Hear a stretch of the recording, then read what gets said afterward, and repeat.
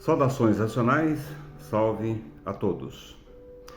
Eu sou Gilmar Cirino, estudante da cultura natural da natureza, cultura racional dos livros Universo em Desencanto.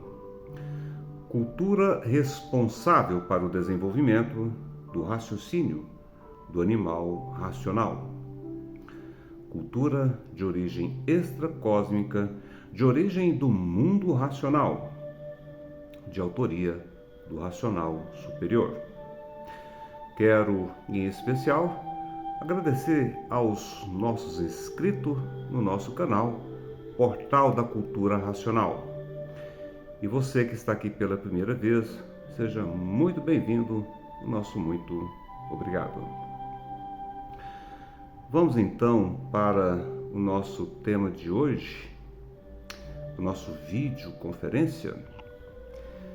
Tema de hoje: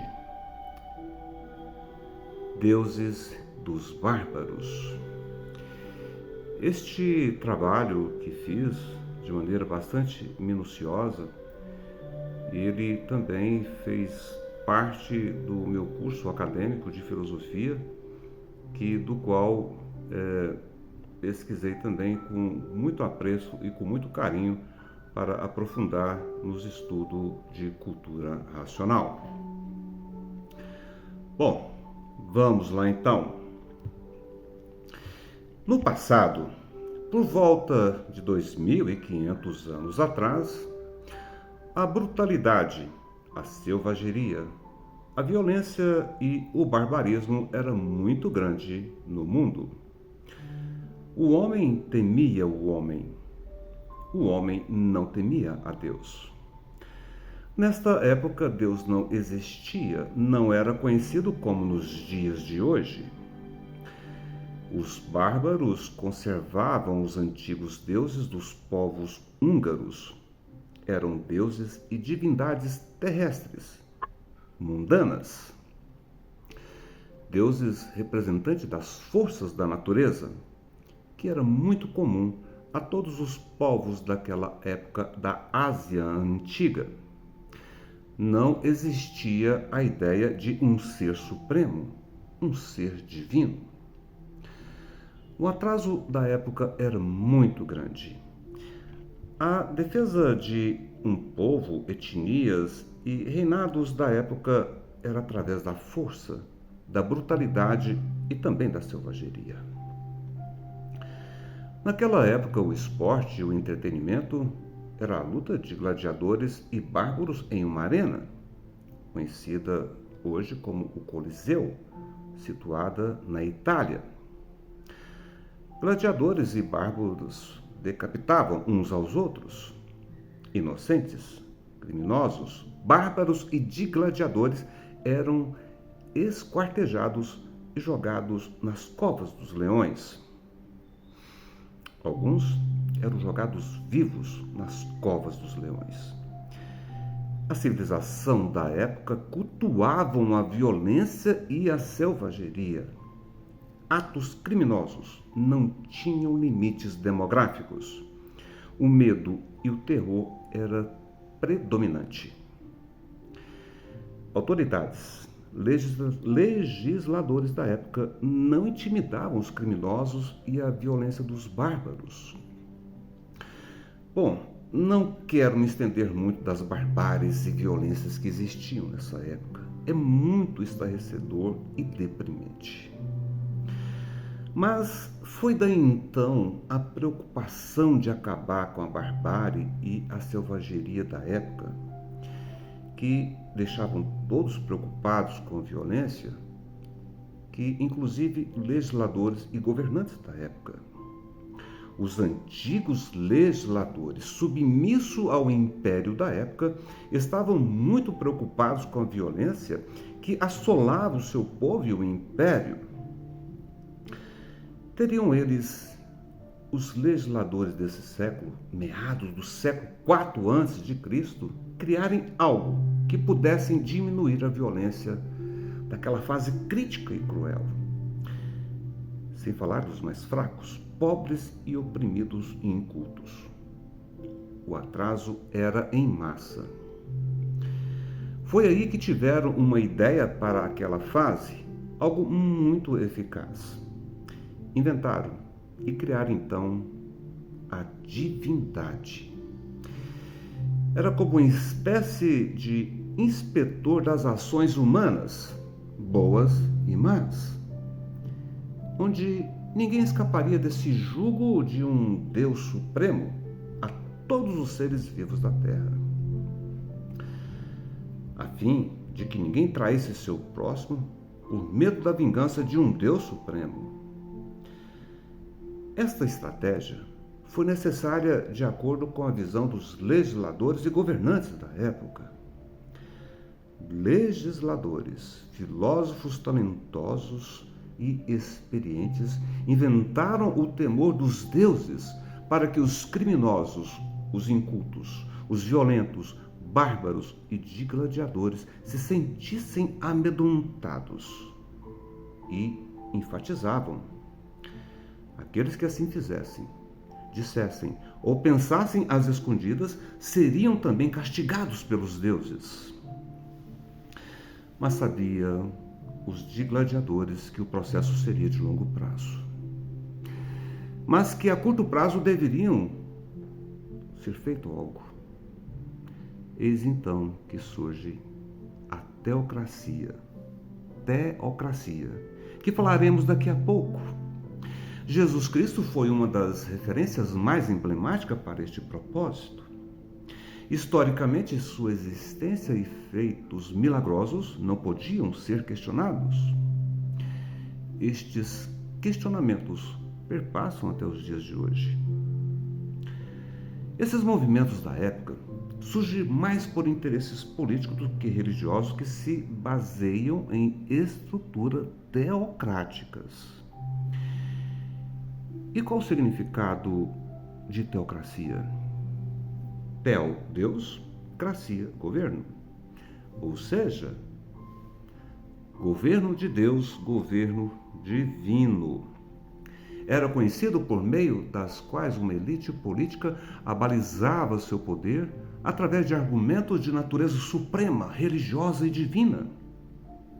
As leis da época eram inspiradas por um Deus ou vários deuses. Como os deuses não governavam diretamente um sistema de governo, eles se serviriam de seus representantes na terra, ou seja, de seus súditos, como os sacerdotes, reis e legisladores, que eram representados por aqueles que governavam um povo, um reinado, um monarca. A ideia por trás da teocracia remonta no primeiro século depois de Cristo.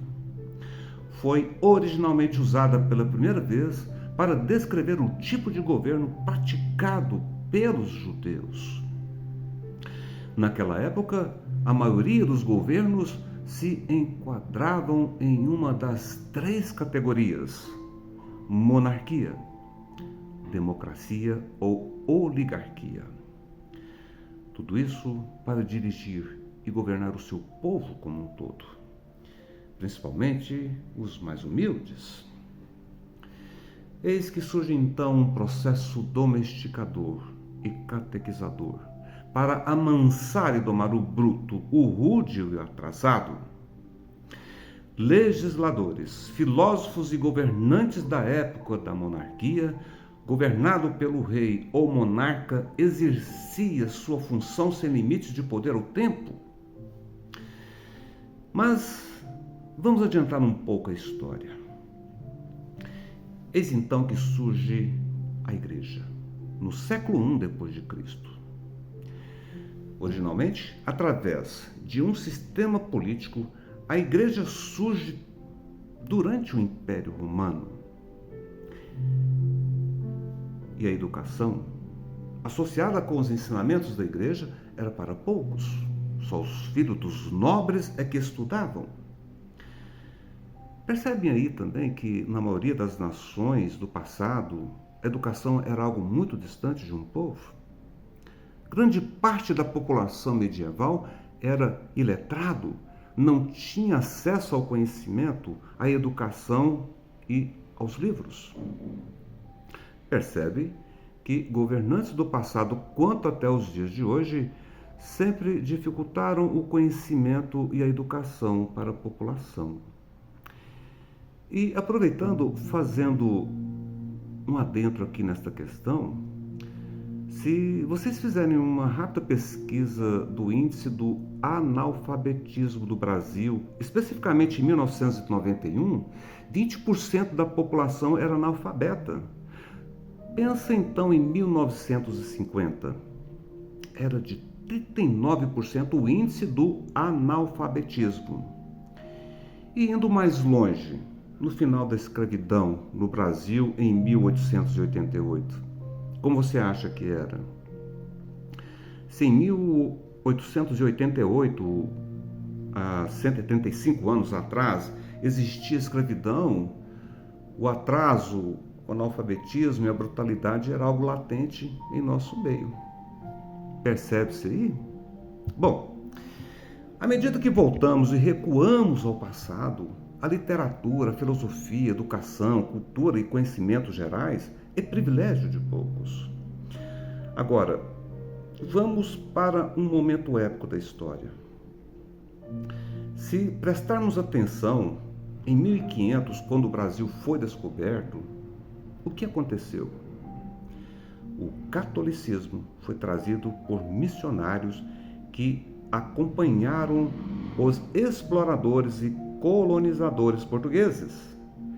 Na época, o Estado controlava a atividade eclesiástica, ou seja, o Estado, a política, sustentava a igreja e principalmente nomeava bispos e parocos e concedia licenças a esses representantes eclesiásticos. A chegada dos portugueses e a descoberta do Brasil é acompanhada principalmente de um evento religioso, mas puramente de cunho político. E uma rápida reflexão, só para você ter uma ideia. Você sabia que até hoje existem também países com princípios teocráticos? E que entre os estados teocráticos existem no mundo, sabe quem? O Vaticano, que é representado pela Igreja Católica. O Vaticano é um estado independente situado dentro da cidade de Roma, na Itália. É a rapa do tacho do princípio teocrático, tendo seu representante maior, o Papa, que exerce suas funções como o chefe maior da Igreja, que por trás tem como pano de fundo a política. Há também o Irã, que funciona tendo como base a República Islâmica, como princípio também teocrático. Por fim, também Israel, que segue as doutrinas de um Estado judeu teocrático. Bom, só para uma breve reflexão também. Vocês acham que em pleno século XXI, alguém poderia acreditar que algum governo atual segue alguma orientação divina? Depois vocês reflitam a respeito. Mas tudo isso é para entendermos de onde tudo o que somos hoje teve grande influência do passado, política e religiosa, mais política do que religiosa, que não é muito distante, diga-se de passagem. Agora, olha só que coincidência. Durante a Idade Média, meados do século IV, passa a existir um movimento teocêntrico, que vai até o século XIV. Teocêntrico. Teo, Deus, cêntrico, centro, ou seja, Deus como centro do universo. Eis então que surge o teocentrismo para apoiar a teocracia, movimento este que foi dominante em toda a Europa. Reis e monarcas tinham uma forte e direta ligação com a Igreja. Tais princípios teocráticos era uma imposição, uma ordem e uma lei. Foi a base da cultura e modo de vida medieval, que durou cerca de 1000 anos, como acabei de citar agora há pouco, do século IV até o século XIV. Na visão teocêntrica, o direito divino era considerado superior a qualquer tipo de crença ou racionalidade existente da época. Muitos sabiam que o movimento teocêntrico era de um aval ao sistema do governo da teocracia. Olha só que interessante. E, no caso, qualquer pensamento que não fosse baseado nos preceitos da Bíblia era considerado pecaminosos e incorreto. Olha só, isto era simplesmente algo ditatorial, autoritário, antidemocrático, que supriu os direitos individuais daquela época. Mas, como tudo tem princípio, tem fim, este sistema que já perdurava por 1000 anos foi considerado como 1000 anos de trevas, escuridão e de escravidão. Assim reza a história. Quem quiser ver e saber o que estou falando aqui, é só você googar aí a respeito disso. E aí, sabe o que aconteceu? Eis que surge o antropocentrismo. Bem-vindo à modernidade. Aconteceu bem no fim da Idade Média, em contraposição com o teocentrismo. Surgiu na Europa no fim da Idade Média, que considerava o homem o centro do cosmos, o centro do universo. O antropocentrismo sugere que o homem deva ser o centro das ações, das atenções, da expressão cultural, histórica e filosófica. Eis que surge o homem vitruviano, expressado em sua arte por Leonardo da Vinci, que tem como uma imagem emblemática para uma mudança modernista. Esta obra de Leonardo da Vinci, lembra do homem de braços abertos? É considerado o exemplar ideal de ser humano. Era considerado como um símbolo da centralidade do ser humano de natureza racional. Pode googar aí também, vocês vão encontrar isso daí. Este é um dos movimentos que, em sequência, surgem outros. O movimento geocentrismo reflete a crença de que o ser humano que é o centro do universo e não mais o teocentrismo. Não mais o teocentrismo como o Deus o centro do universo. Vê aí que radicalização. É onde surge a modernidade, no começo do século XVI, na Europa, principalmente com o protestantismo, com grandes descobertas e ciências que culminam no fim do século da escuridão, com o início do século da luz. Interessante. Tudo isso com um pano de fundo filosófico que culmina com a teoria do pensamento do racionalismo e do positivismo na modernidade. Lembrando que a teocracia não deixa de existir, mas olha só que interessante, ela perde o seu monopolismo como ideia única de pensamento e racionalidade religiosa. Na modernidade, passa a existir a pluralidade religiosa. Destaco aqui como um dos movimentos mais importantes ocorridos na Idade Moderna, como Revolução Francesa, o Iluminismo, Reforma Protestante, o absolutismo e as grandes navegações para as grandes explorações territoriais, mundiais e marítimas. Nessa daí, inclui a descoberta do Brasil. Vê aí o que a natureza faz e ainda vai fazer para o crescimento e evolução do animal racional, para a fase racional.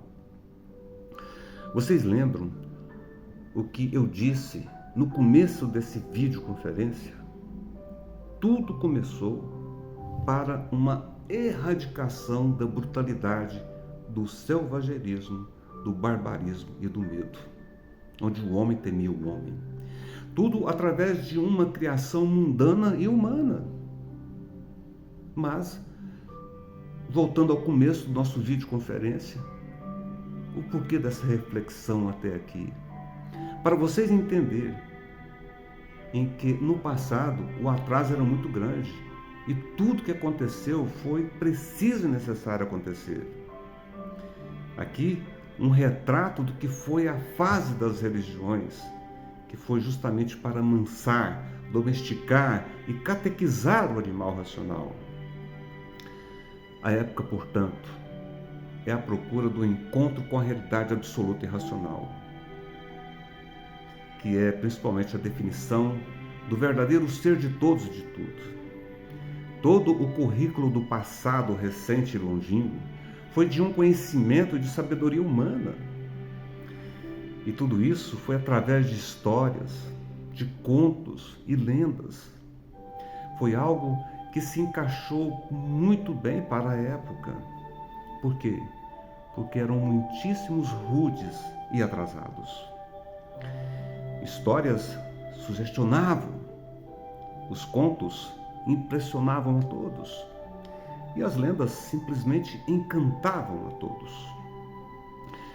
Tudo isso por um atraso ser muito grande para aquela época.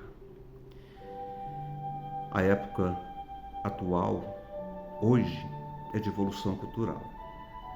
É da evolução da definição de tudo. É do conhecimento da natureza de si mesmo, de tudo e de todos. Hoje mudou. Todos querem provas. Todos querem base, querem lógica.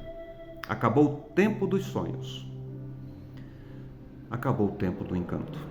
Acabou o tempo das ilusões. É chegado o fim das histórias, contos e lendas. Todos querem a solução do verdadeiro absoluto, real e racional, mediante as normas reais da integridade física e humana, que é o ponto real de tudo, é o se conhecer, porque até então ninguém se conhecia. E esta é a finalidade da fase racional.